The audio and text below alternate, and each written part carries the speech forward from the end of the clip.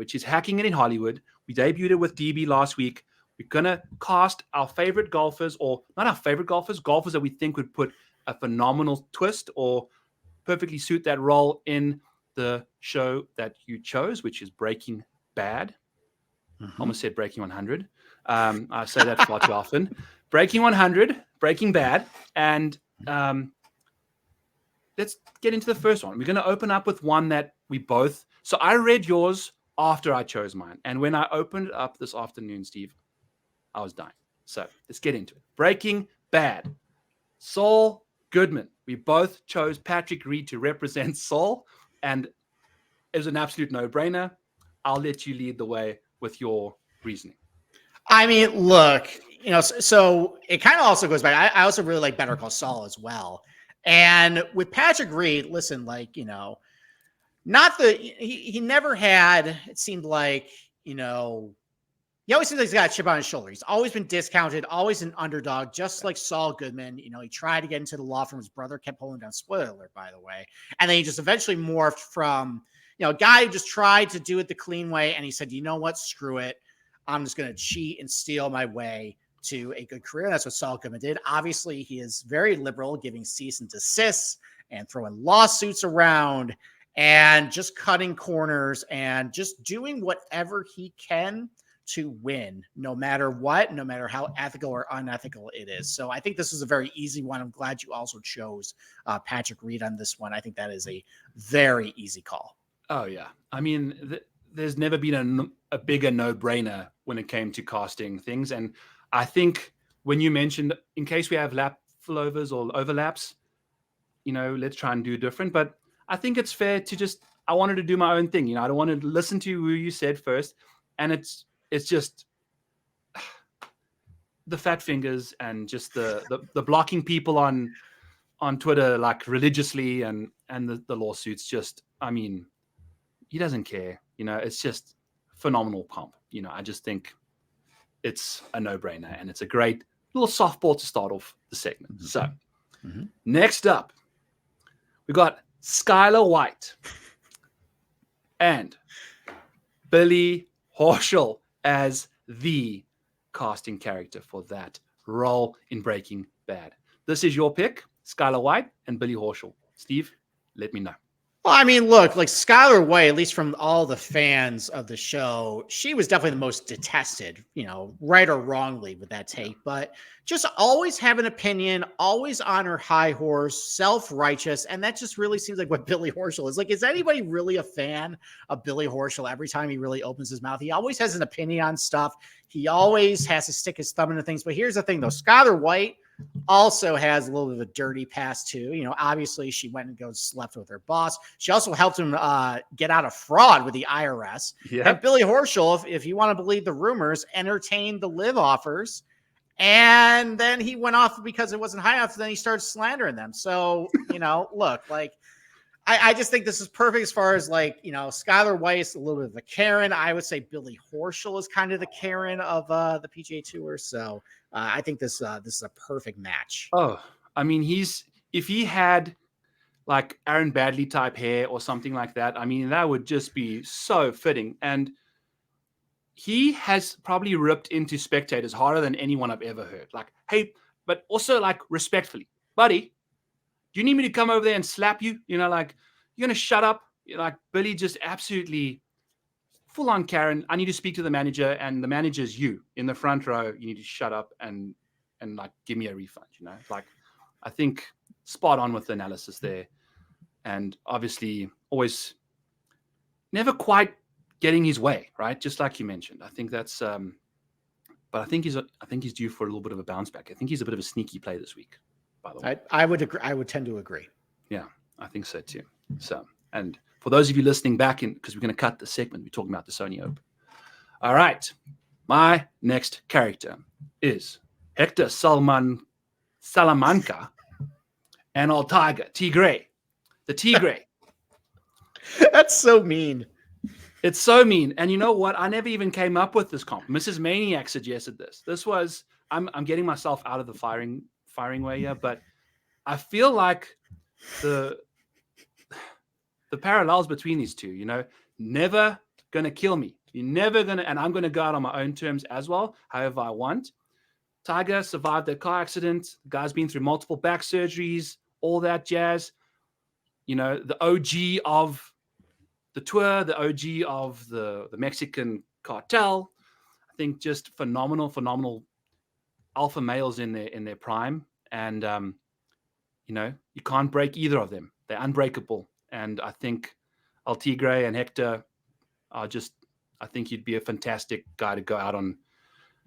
Epic scene, by the way. This is probably one of the most epic scenes of Breaking Bad, when he just dings that bell into an absolute, you know, Oppenheimer situation. So anything you want to add to Hector and El Tigre? I mean, look, it's mean, but it's spot on. It definitely got a laugh out of me. Also, the only thing I want to say is with you know, some of their backstories, both of them tend to have some problems with prescription drugs and the after effects of it. So I think that is a very, very good comp that you just did right there. Yes, sir. I think it's a good one, and you know, it's unfortunately you got to cling on to one or two commonalities between guys, and recently the big cat's been a little under the weather, so to speak. So old Hector doing a solid though. They'll always come out on top or in pieces, which one or the other. You went next. Went with Walter White as Phil Mickelson as Walter White, and I think this is now the second time Phil showed up on the show. And something that I want to mention that I've just noticed in the last two sitting downs doing this. You're doing a TV series. There's villains. There's a lot of villains, right? And man, the amount of live guys that we've popped into this segment is quite funny. Like, there's been so many live characters that show up, and it just goes to show like the characters and the type of players that went over to live. You know, it's really interesting. So Walter White, Phil Mickelson. Hit me, Steve. Well, I mean, look, both of them were before their fall, you know, considered family men. Obviously, Phil, you know, at the 1990 U.S. Open, you had Payne Stewart grip his face saying, you know, you're going to be a father. Phil skipping the U.S. Open 2017 to be at his daughter's graduation. But both of them also ran into adversity at one point in their life. You know, Walter White had the cancer. Phil started getting the gambling debts. They also have axes to grind. Walter White is bitter that he didn't, you know, he sold his shares in the gray matter. Phil maybe a little bitter that maybe Tiger Woods stole all of the valor and the attention and spotlight off of him during his career. And they decided to get what was theirs. So Walter White ended up going to the meth business for reasons that he just said were for his family. Phil, you know, turned to the dark side away from the PGA Tour, started undermining them, getting lawyers involved in crafting, corporation, you know, agreements and everything like that. And he was claiming, I'm doing it for the good of the game and for the future. But at the end of the series, when Walter White, and spoiler alert, is asked by Skyler, you know, why he did it, he admits that he did it because he enjoyed it. And Phil, if you just asked him why he did it, he said, I did it for the money. And that's really all it is. Both of them went into their evil ways for, I think they thought they were truthful to themselves, but once they got down to brass tacks and admitted why they did it, I think both of them are definitely parallels as far as their character type and their overall arc. Dude, the ultimate villain. I mean, Phil, right? I mean, he's just there. And the money parallels. I mentioned last week that Phil was Michael Scott because of just the reckless abandon with finances. But I feel like it's a different situation with Walter, whereas you know he's really grinding to get it there, and the live situation, obviously a wonderful meth comp. It's a fantastic way to go about it. Mm-hmm. I am having a nightmare trying to find these things underneath everything. But speaking about the meth and speaking about, I'm going to go back to you again, yeah, because this has to come up, and this was the one that had me in absolute freaking stitches when I read it, and it is the meth casted by Jordan Spieth. He's the drug. He's the blue crystal that just ruins our lives and makes us feel invincible at times.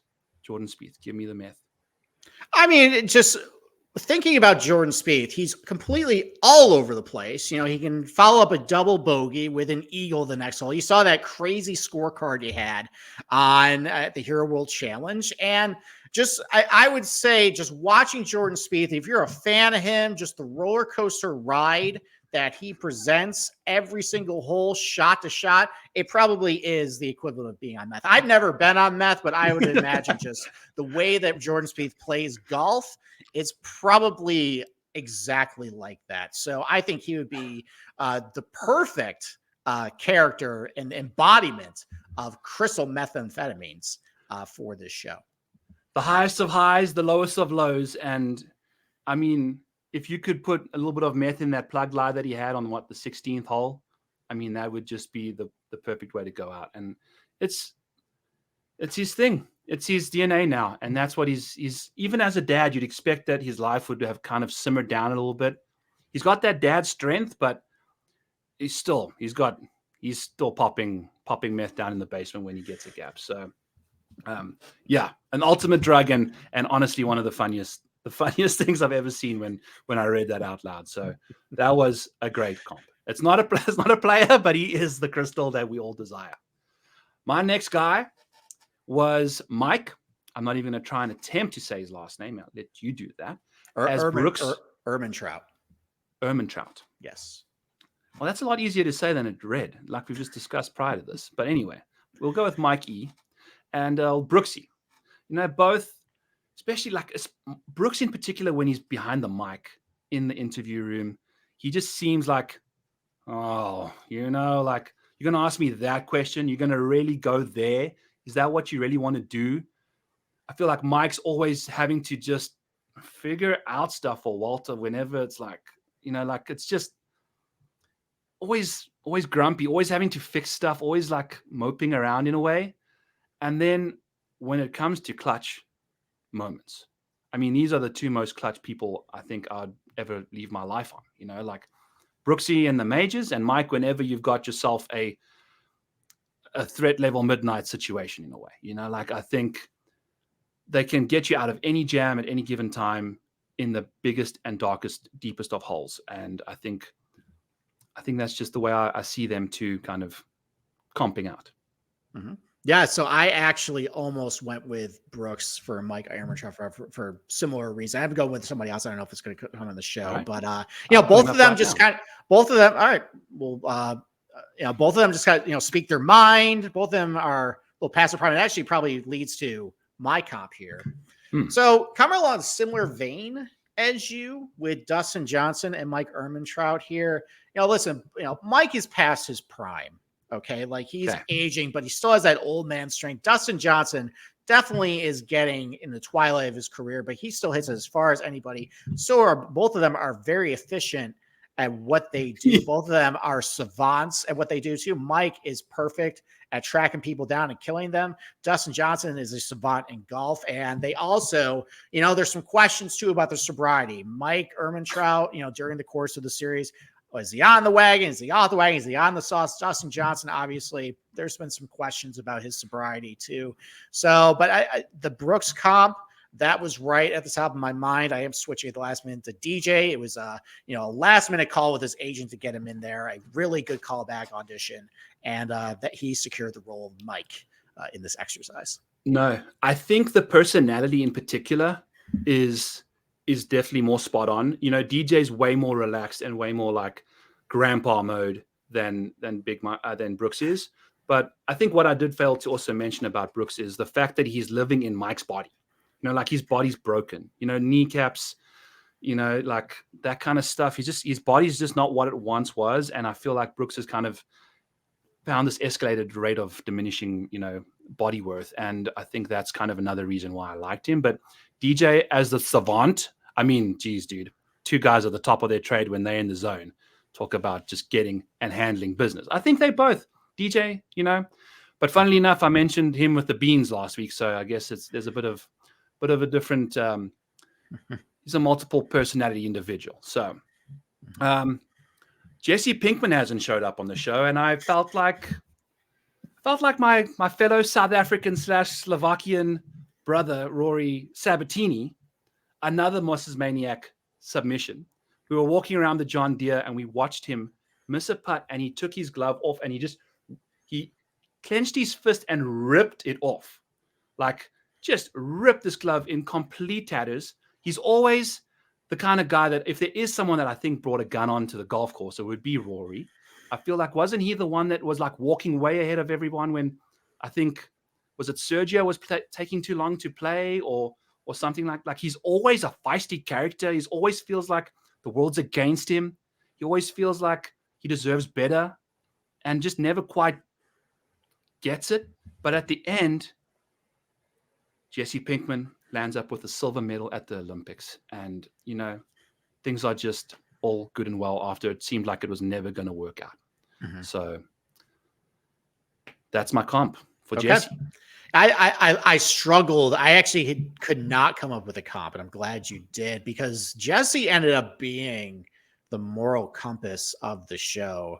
And to be perfectly honest, I don't think there's many moral compasses in golf right now based on some of the antics and, some of the beliefs of what the players are entitled to. But I love, that's a great case for Rory Sabatini as Jesse Pinkman. You're right. Both of them do have some temperament issues. I think you made a great case right there. Yeah. Serious. The temperament is definitely the way to go. And they do like themselves some hard metal as well. So next up, we'd had a bit of Gustavo Fring overlap, and I'll let you go first. And this was another great one. I was laughing so hard at this. Gustavo Fring as Yasser the Live man. I'll let you lead us down that road. Well, I mean, look, both of them are secretly pulling the strings at their, current, in golf.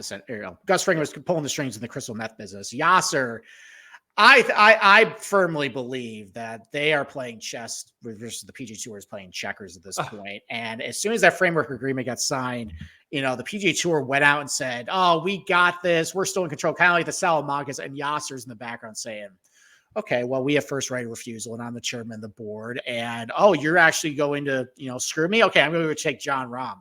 And Gus Fring is ruthless. Yasser is ruthless. He works for a very ruthless regime as well. And both of them will, do whatever they can in a subtle manner to get what they want and gain the most power through. And they're both very smart. So I think based on the calculating measures of Yasser and the Pith throughout this entire process, and all the calculating, moves that Gus Fring did up until his ultimate demise, I thought that was a perfect comp for him. Perfect. I mean, talk about an OG maestro puppeteer. I mean, just pulling strings that people can't even see, and making you think that the strings they are pulling are the ones that you think you got complete sight of, and I think Gus he was one of my favorite characters in the show for sure. He was us CPAs / one quarter of us can really appreciate how he just was so analytical and just so like measured in every single way he went about it. And if you take a look at this guy, there's no way you're going to think like the stuff that he got up to, the laundromat, all that. I mean, hilarious, the laundromat being the laundry thing. So, yeah. All right. So my Gus was Patrick Cantley. It's just, if you think about who they are, just run-of-the-mill individuals, both just boring. I think that's just Patrick Cantley to a T, like he never, ever moves the needle outside of triggering us when we're just watching him waddle over a putt all the time. And he's in it for the long game. I think Cantley's just grinding it out. He's always trying to make the best financial decision with his like sponsors and the no hat and kind of getting paid for Ryder Cup rumors and things like that. When Gus trying to cook the most premium meth, man, and trying to really run every other rival out of town and just absolutely have a monopoly of the market. And I feel like if Patrick Cantley could ever attain full control of the PGA Tour, which we've also rumored that he was pulling the strings from behind the scenes in the board meetings and things, Patrick Cantley kind of is the fried chicken distributor of the PGA Tour, in my opinion. So I think I definitely obviously think that yours was a much better situation. Which one was? Well, I consider Cantlay as well, because you're right. He is kind of pulling the strings and working his way up the chain of command through, I would guess, probably very subtle ways of doing it, kind of like how Gus Fring did that. So I consider it as well. It's completely reasonable what the choice you made here. It's definitely a solid one. Yeah, thank you. I appreciate that. Mm-hmm. The final one before we get out of here, old Hank Schrader and Rory McIlroy. This is so fitting, and it's a bit of a morbid ending to the show, but hit me with it. Well, look, I mean, so Hank Schrader was, the good guy. He was the good cop. He was fighting meth. And Rory McIlroy was the good guy in golf. He was fighting the combatant evil that Live Golf was bringing upon the professional world. But what both of them didn't realize is that the one thing that we're both fighting, was the ones closest to them. Hank obviously didn't know it, but he was fighting his brother-in-law. Rory McIlroy was fighting Jay Monahan, secretly having talks with the PIF and then sending Rory out there to basically take all the bullets. And unfortunately for both, at the end of the day, with Hank, he met his demise in the desert after thinking he had won. And, and Rory, obviously, you get that phone call on June 6th when all the momentum was in the PGA Tour. He gets a phone call saying, we're actually going to go this way. And both of them, as soon as they've realized they've lost, Hank Schrader, went to, Wells White and said, you're so stupid to realize that he made his decision 5 seconds ago. He basically says, do it. And fortunately, that was what happened. Rory, the day after when he went to the RBC Canadian Open, it looked defeated. He knew he lost. And both of them got done dirty by the people that he thought were the closest to him. And I think both met an unfortunate end. And I think that is probably the most fitting way that Rory McIlroy could get casted in the Breaking Bad remake, is if he's Hank Schrader. This hits home so hard, Steve. This hits home so hard, man. Like it's a perfect role. You've laid it out perfectly well then. Just trying to be good, just trying to do the best for the world, right? And at the end of the day, just got to take a dump on, right? So the times. But I'm excited to see what Rory can get up to with what he's going to be doing without this pressure around him now, and maybe he can win a major for the first time in a decade. So